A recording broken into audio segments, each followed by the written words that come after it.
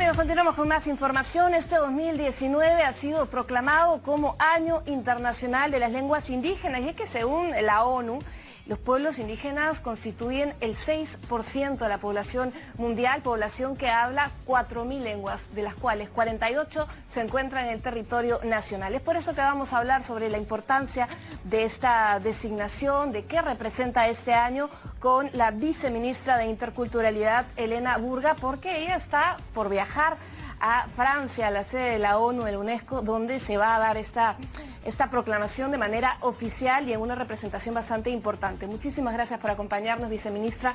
¿En qué va a consistir su participación?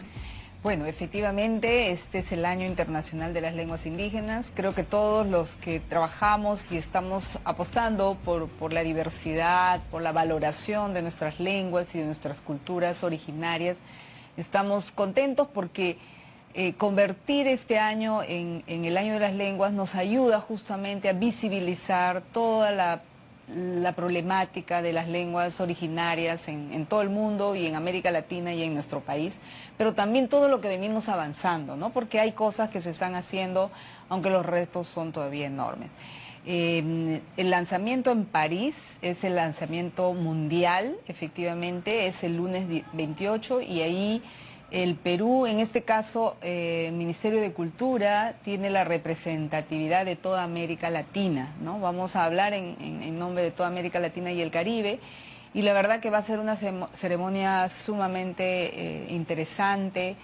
Van a estar personas indígenas, autoridades de muchos países del mundo, de todos los continentes, ¿no? Líderes, representantes de los pueblos, pero también de las agencias de cooperación internacional que trabajan en favor de los pueblos indígenas, de los gobiernos, de los estados, ¿no? Un poco hablando de las tareas que se vienen haciendo desde nuestro país, desde el Ejecutivo, ha habido como una suerte de transición, ¿no? Teníamos primero la ley de lenguas originarias, después la política y ahora vamos camino a lo que es el plan, que es una suerte de estrategias, hoja de ruta que permite avanzar de manera más concreta. ¿Cómo se viene desarrollando? Bueno, efectivamente, el Perú es uno de los países que tiene una normatividad muy importante en temas de lenguas y ahora estamos ya terminando de trabajar de manera multisectorial el plan para implementar la política de lenguas.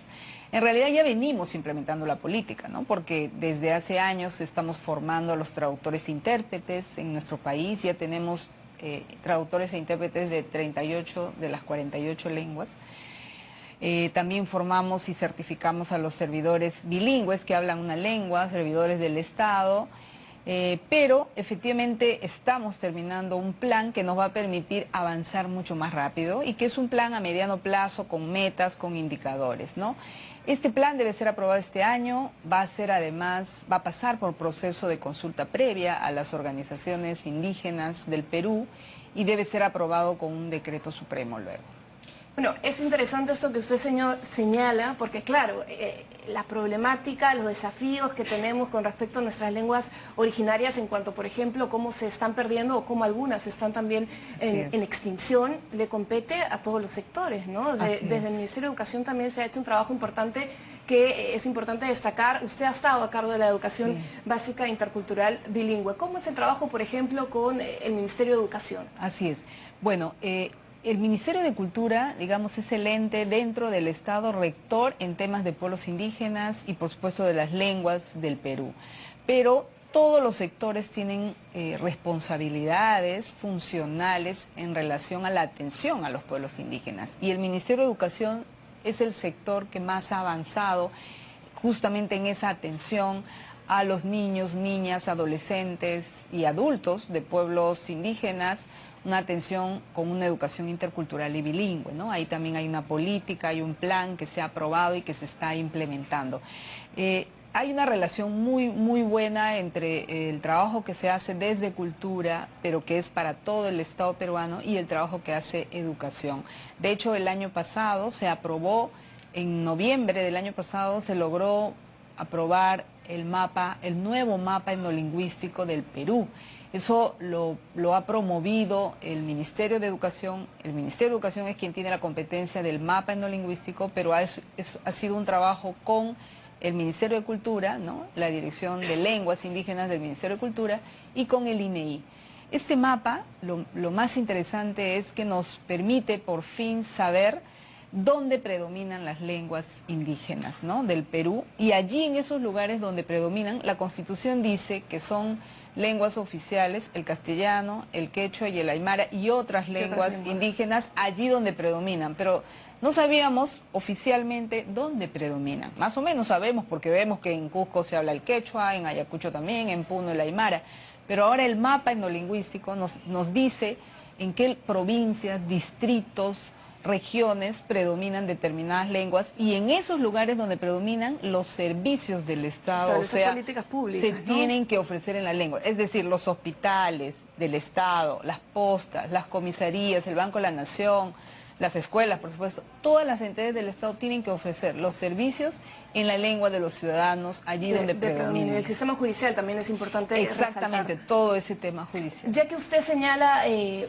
INEI, hemos tenido datos que corroboran, ¿no?, nuestra diversidad étnica, nuestra diversidad lingüística. Los censos del 2017, el 30% se identifica como pueblo de algún pueblo originario o afroperuano, y eso nos indica también que la responsabilidad no solamente va desde los ministerios, desde el Ejecutivo, sino también desde la sociedad civil y los municipios. Así es. Estamos en transición, bueno, ya transición no, ya tenemos los nuevos alcaldes. ¿Cuál es el trabajo que se viene ejecutando también desde esta arista que es muy potente? Claro, muy buena tu pregunta. Yo, una de las cosas que creemos que debemos avanzar mucho más ahora, sobre todo que se nos viene el 2021, el Bicentenario, es justamente un trabajo de la mano con los gobiernos regionales, locales, con todas las autoridades del país, no solo los sectores, sino lo intergubernamental, ¿no? Y ahí hay un trabajo enorme por hacer.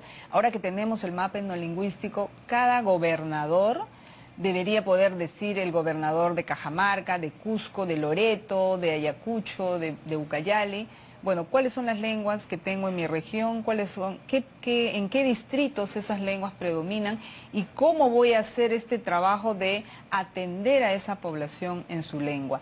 O sea, durante estos 200 años de vida republicana que tenemos, no hemos sido todavía conscientes como país, como Estado y como ciudadanos en general, de que las personas que son los originarios de nuestro país, que vienen desde antes de la colonia, hasta el día de hoy no los estamos todavía atendiendo como corresponde, y es un derecho en su lengua, ¿no?, y de acuerdo a su cultura.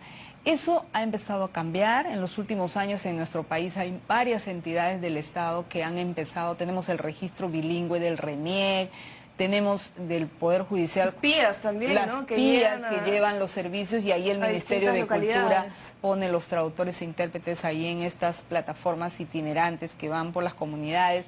O sea, hay muchos avances importantes, pero todavía tenemos que seguir avanzando más. Bueno, finalmente, y un tema que también es importante y le compete a los ciudadanos de a pie, ¿no? Leía un poco sobre la encuesta de percepción de discriminación, por ejemplo, del año pasado, y las cifras realmente eran preocupantes, ¿no? El 53% de peruanos se ha sentido de alguna u otra manera discriminado, siente que somos un país que discrimina, y ahí hay un sector importante de nuestros pueblos indígenas. ¿Qué acciones se pueden hacer al respecto? Bueno, también te cuento, Jenny, que en los últimos días del año pasado, del mes de diciembre, hemos logrado aprobar como Ejecutivo la ley contra el racismo. Por fin vamos a tener una ley que nos indica de qué manera en todo el Estado peruano se va a prevenir todo acto de discriminación étnico-racial y también racismo en general, y cómo vamos a sancionar también este tipo de actos, ¿no?, en distintas entidades del Estado. Y ahí entonces se nos viene una tarea enorme también. Esta ley ya ingresó al Congreso, esperamos que el Congreso también lo priorice y que lo pueda aprobar a mediados de este año, y que podamos implementar esa ley. Pero más allá de la ley, efectivamente, ya venimos haciendo un trabajo, tenemos... Es un tema cultural, ¿no? Así Cambiar es, un poco hay la un trabajo de hacer y ahí todos tenemos responsabilidad, no solamente el Estado, es la sociedad civil, las instituciones privadas, incluso la empresa privada, ¿no?